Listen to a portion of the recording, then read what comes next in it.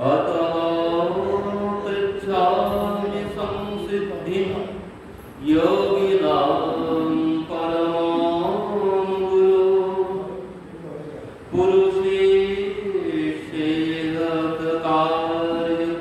म्रियमाणस्य सर्वथा यस्रुत्यव्यथो यज्ञं यत्कृत्यव्यं निधि प्रभो स्मर्तव्यं भजनीयं वा ब्रूहि यदा विपर्ययम्।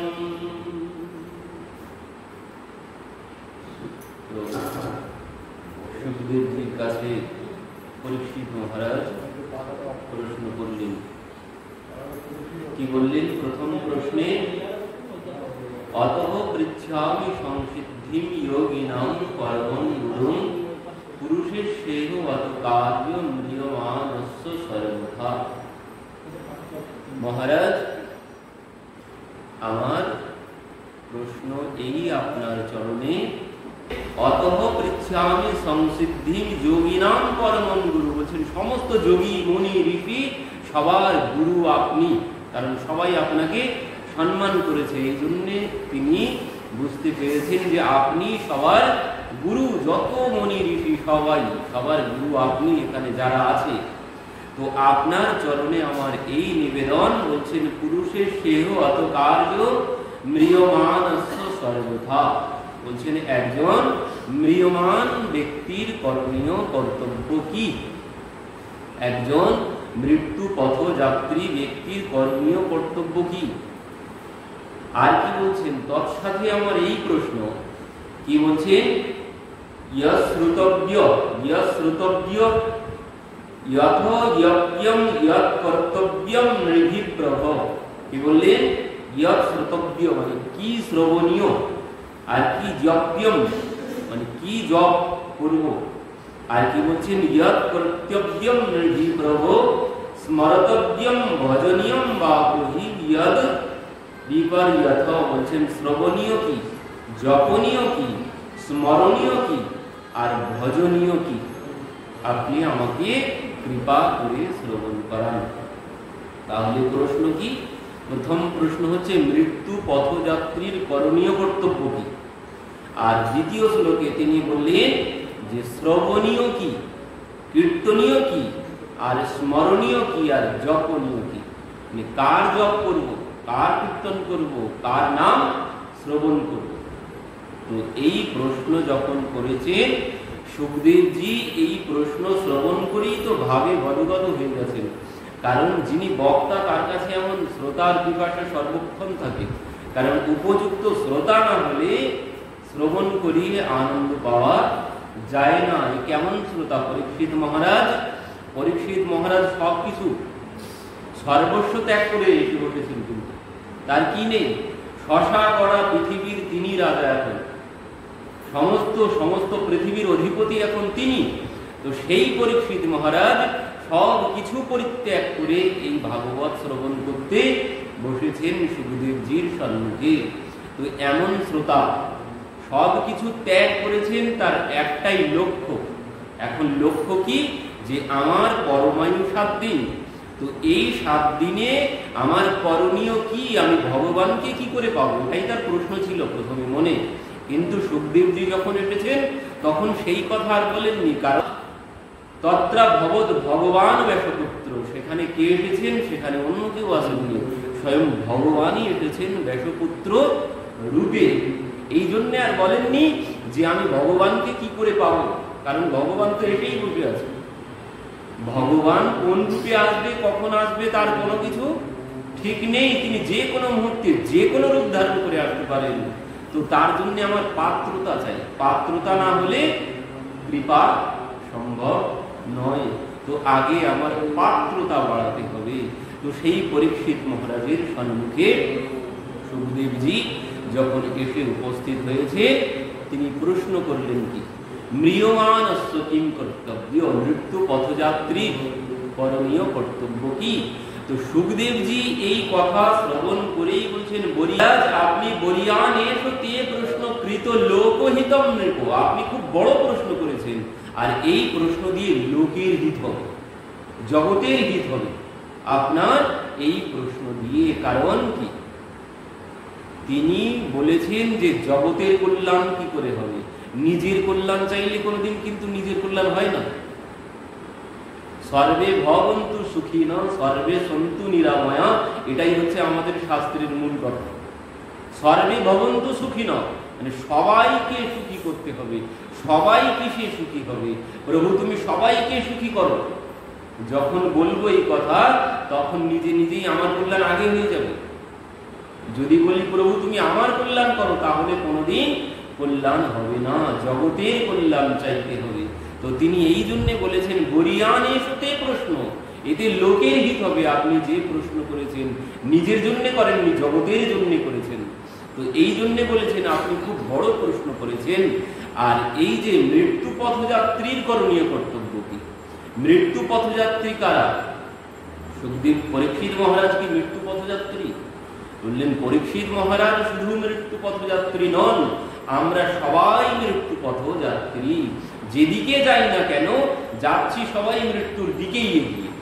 ওটাই হচ্ছে আমাদের শেষ স্টেশন, ওখানে সবাইকেই যেতে হবে। আর যেদিকে যাই না কেন ওই স্টেশনের দিকেই এগিয়ে যাচ্ছি, সবাই প্রতিদিন ওই দিকেই এগিয়ে যাচ্ছি। তো আমরা সবাই মৃত্যু পথযাত্রী।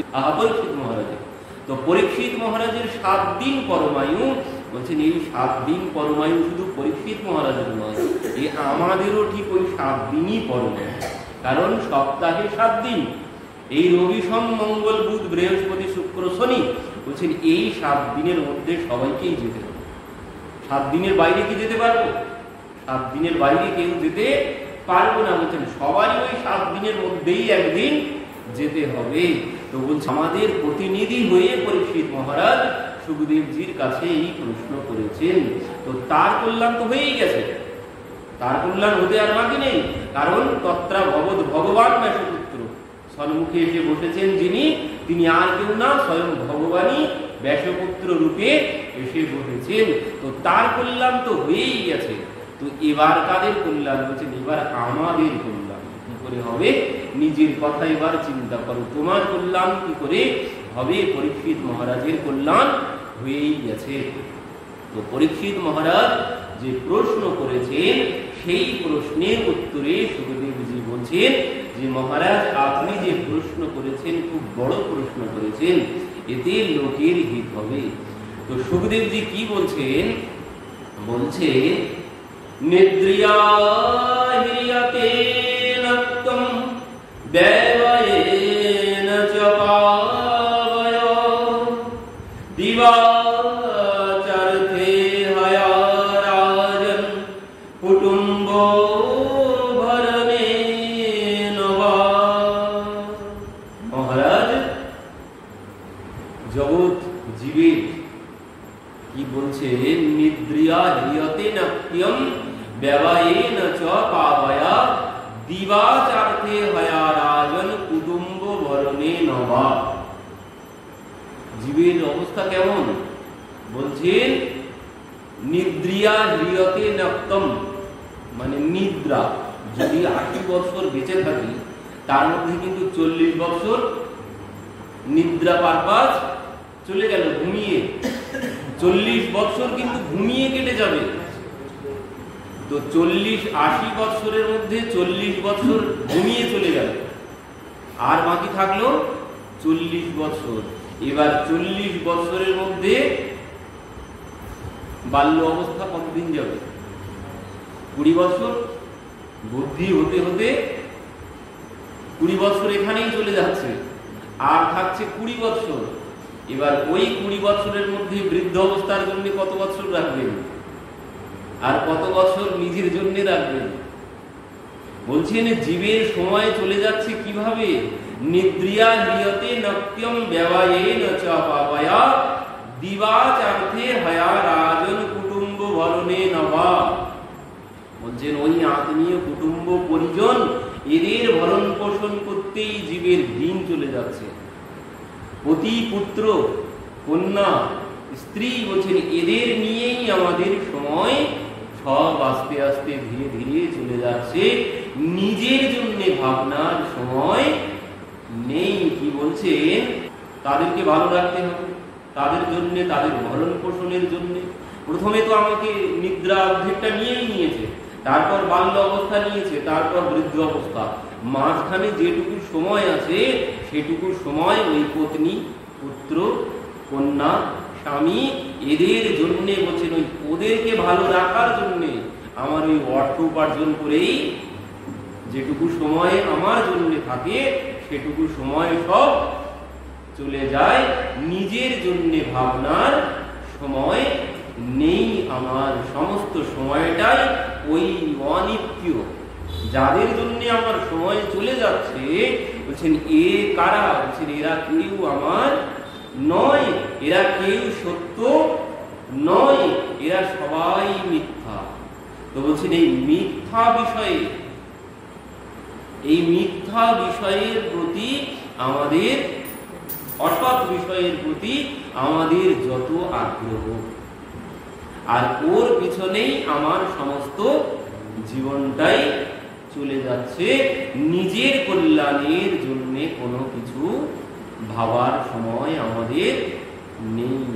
সংসারের ভরণ পোষণ, অর্থ উপার্জন, বাড়ি গাড়ি, টাকা পয়সা, এই করতে করতে আমার সমস্ত সময় চলে গেল।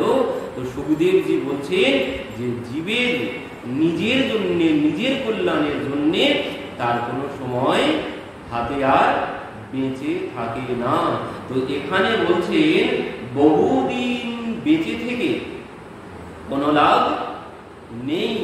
যদি নিজের কল্যাণ, অনেক দিন আমি বেঁচে থাকলাম, তাতেও কোনো কল্যাণ হবে না। 100 বছর 200 বছর বেঁচে থেকেও কোনো কল্যাণ হবে না। তেষাম প্রবৃত্তি নিধনম পশ্যন্যাপি পশ্যতি। বলছেন ওইটুকু সময়, যেটুকু সময় যখন আমার আত্মকল্যাণের কথা স্মরণ হবে, যে সময় আমার আত্মকল্যাণের কথা স্মরণ হবে, কি করতে এসেছিলাম আর কি করে চলে গেলাম, বলছেন ওই 200 বছর বেঁচে থেকে কোনো লাভ হবে না। যে মুহূর্তে আমার চেতনা জাগবে, যে মুহূর্তে চেতনা জাগবে, বলছেন ওই মুহূর্তটাই সব থেকে বড়। 200 বছর বেঁচে থেকে কোনো লাভ হবে না। বলছেন ওই যেটুকু অল্প সময়ে, যে সময়ে আমার নিজের আত্মকল্যাণের কথা, আমি কি জন্য এসেছি, আমি কে আর আমার কে, বলছেন এই চেতনা যখন জাগবে, সেটুকু সময়, এই চেতনা নিয়ে এর মধ্যে যতটুকু সময় দিতে পারবো, বলছেন ওই সময়টাই হচ্ছে গুরুত্বপূর্ণ, ওই সময়টাই বেঁচে থেকে লাভ হবে। আর যে ওই বাড়ি গাড়ি যা কিছু করেছি, ওতে যে সময় নষ্ট করেছি, ও সময়ের কিন্তু কোনো মূল্য নেই, সব মিথ্যা হয়ে গেছে, ও সময় সব মিথ্যা হয়ে গেছে। যেটুকু সময়ে ওই নিজের আত্মকল্যাণের পিছনে যেটুকু সময় যাবে, ওইটুকু সময়ই হচ্ছে সময়। ওইটুকু সময় আমার নিজের জন্য আমি ব্যবহার করলাম, আর বাকি সময় সব মাটি হয়ে গেল, ও কোনো কাজে লাগলো না। তো এবার বলছেন এই যে তাহলে এই করণীয় কর্তব্য, সুখদেবজি পরবর্তীতে বলছেন তাহলে জীবের করণীয় কর্তব্য কি? সময় তো নেই, সময় তো এইভাবে সব চলে যাচ্ছে, তো এর মধ্যে জীবের কল্যাণ কি করে হবে? তো সেখানে সুখদেবজি বললেন তস্মাৎ ভারত সর্বাত্মা ভগবানীশ্বরো হরিঃ শ্রোতব্য কীর্তিতব্য স্মরতব্যশ্চ চেতাভয়ম। কি বললেন? তস্মাৎ ভারত সর্বাত্মা ভগবানীশ্বরো হরিঃ শ্রোতব্য, ওই যে বলেছেন শ্রবণীয় কি? শ্রোতব্য, কীর্তিতব্য, স্মরতব্য চেতাভয়ম, মানে দ্বিতীয় প্রশ্নের উত্তরে। দ্বিতীয় প্রশ্নের উত্তরে বললেন শ্রোতব্য, কীর্তিতব্য, স্মরতব্য চেতাভয়ম ভগবান ঈশ্বর হরিঃ। ভগবান ঈশ্বর হরিঃ একই বিশেষণ তিনটি দিয়েছেন, ভগবান ঈশ্বর হরি। এর মধ্যে পার্থক্য? বললেন এর মধ্যে কোনো পার্থক্য নেই। যেমন পার্থক্য আছে ওই বাষ্প, জল, বরফ, জল, বরফ, বাষ্প, তিনটির মধ্যে কেমন পার্থক্য আছে, ঠিক অমনই পার্থক্য আছে ভগবান, ঈশ্বর, হরি, এই তিনটি শব্দের মধ্যে। তো এই ভগবানের কথা শ্রবণ, কীর্তন আর স্মরণ, এই হচ্ছে জীবের কল্যাণের পথ। তো জীবের কল্যাণের পথ হচ্ছে এই তিনটি, শ্রবণ, কীর্তন, স্মরণ। তো শ্রবণ করতে যাবেন কোথায়? সংসারীর কাছে? সংসারীর কাছে ভগবানের কথা নেই, সংসারীর কাছে আছে ব্যথা। সংসারীর কাছে যেটা আছে সেটা ব্যথা, সেখানে ভগবানের কথা পাওয়া যাবে না। আমার এই হয়েছে, সেই হয়েছে, কারণ বাড়ি গিয়ে বলুন আমার এই হয়েছে, আমার সেই হয়েছে, আর হলো না, এতদিন ধরে এই যন্ত্রণা ভোগ করছি, নানান রকমের ব্যথা, সেখানে কোনো কথা পাওয়া যাবে না। সার কি? কথার সার কি? কথা কি? বলছেন যেটা ভগবানের কথা সেটাই হচ্ছে কথা। আর সংসারের যত কথা বলছেন এগুলো একটাও কথা নয়, এগুলো সব ব্যথা। তো কথা শ্রবণ করতে তাহলে যাব কোথায়? কথা শ্রবণ করতে সাধু সন্তের কাছে যেতে হবে। তো তার জন্যেই এখানে প্রথমে বলেছেন শ্রবণ। তো শ্রবণ বললে কি হবে? তার আগে কিন্তু আছে সাধু সঙ্গ। প্রথম ভক্তি সন্তন কর সঙ্গা, दूसरी रति मम कथा प्रसंगा।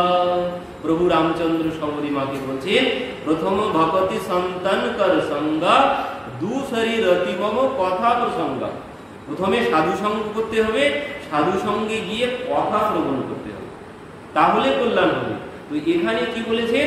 এখানে শ্রবণ বলেছেন, সাধু সঙ্গের কথা বলেননি। তো শ্রবণ বলা মানেই কিন্তু সাধু সঙ্গ আগে করতে হবে। সাধু সঙ্গ না করলে শ্রবণ হবে না, সংসারের কাছে গিয়ে শ্রবণ হবে না। কথা শ্রবণের জন্য আগে আমাকে সাধু সন্তের কাছেই যেতে হবে। তো সে প্রথমে কি হবে তাহলে?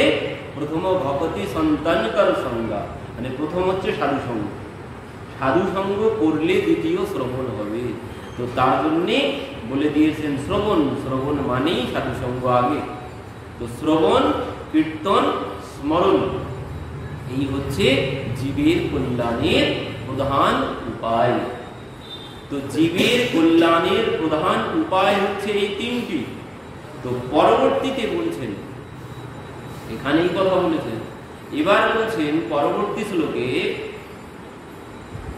একবান সংখ্য যোগভ্যম সধর্ম পরিনিষ্ঠয়া জন্ম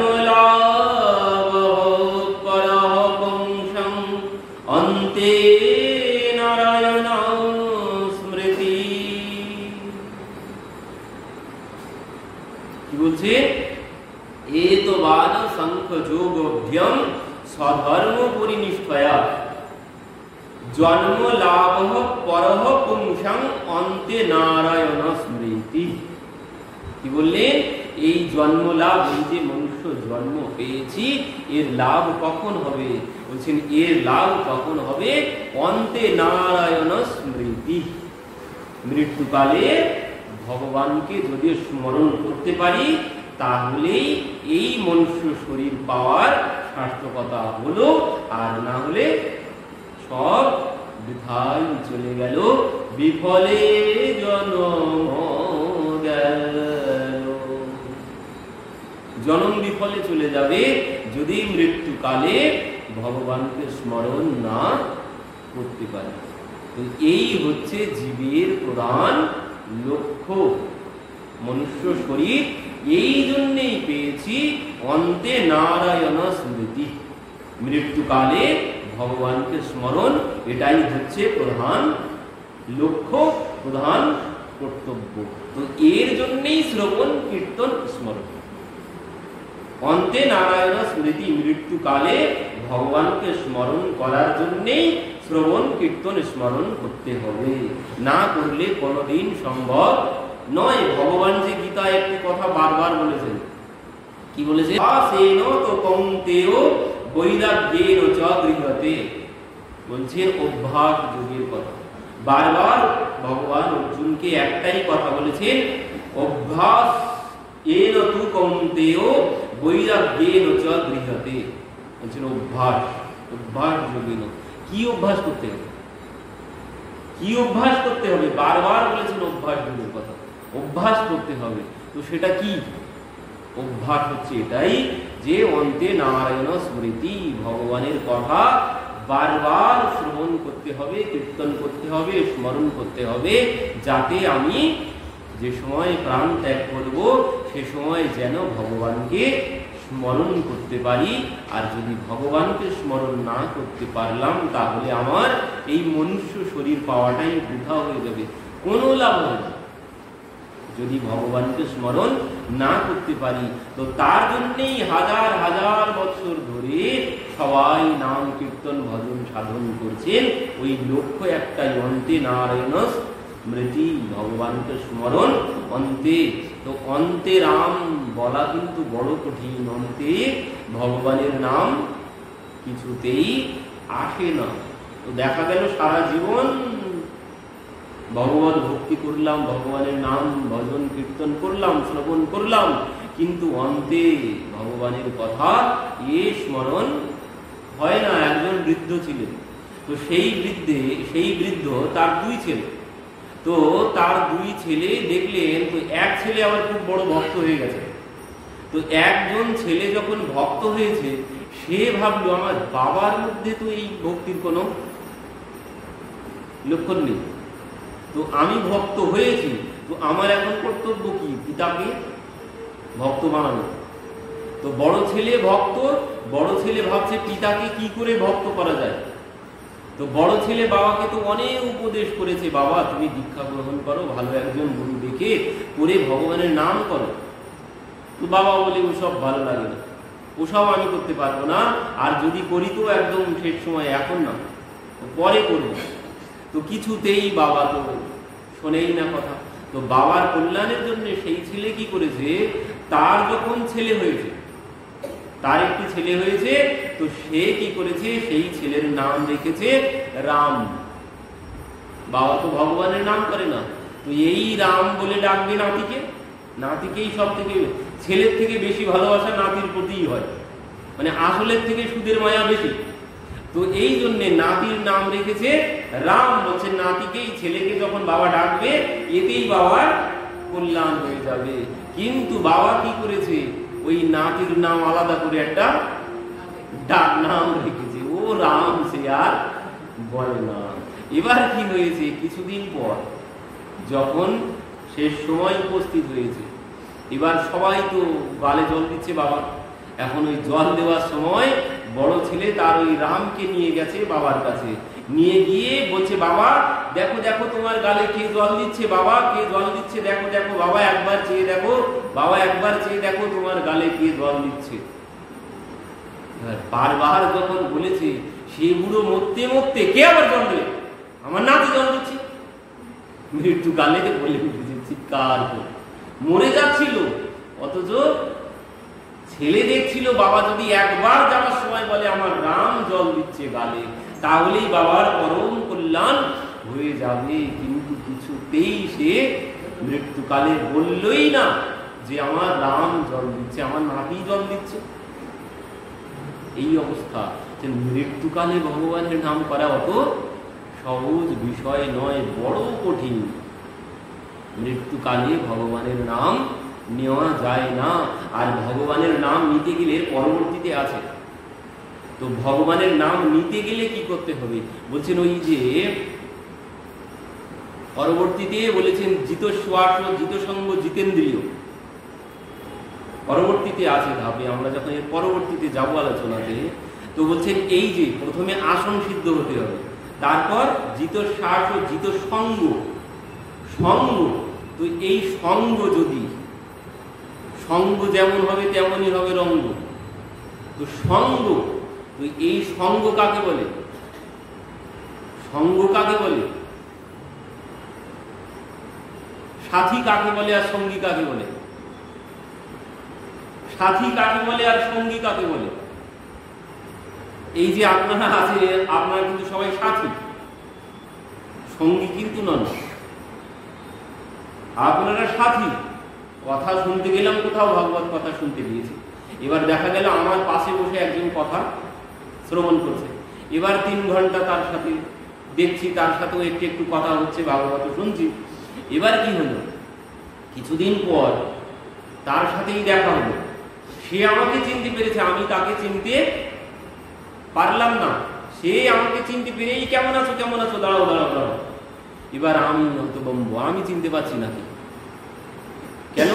কারণ ও আমার সাথে ছিল ওই 3-4 ঘন্টা, এখন আর সাথে নেই, আমি ভুলে গেছি।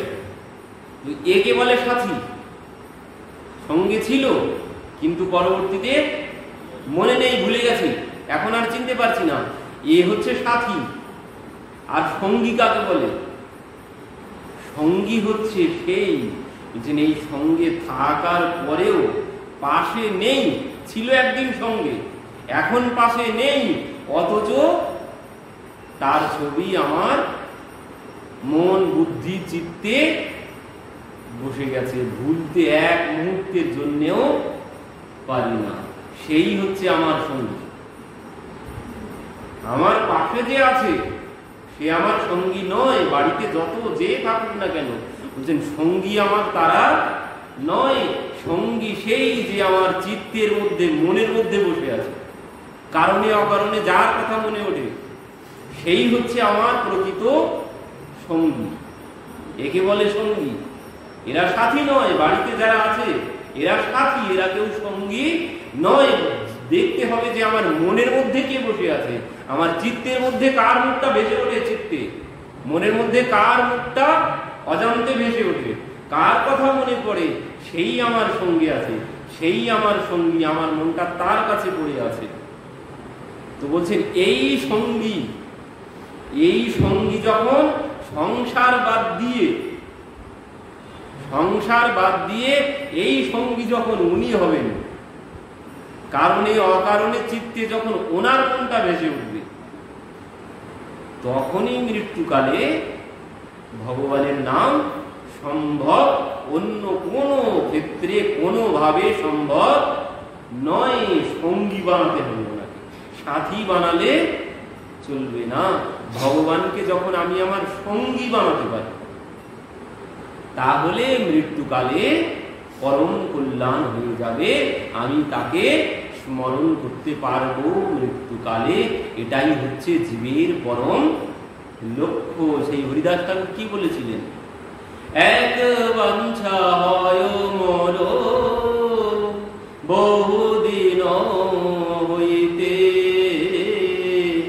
লীলা সম্বরিবে তুমি মোর লয় চিতে, হৃদয়ে ধরিব তোমার ও কমল চরণ, নয়নে হেরিব তব ও চাঁদ বদন।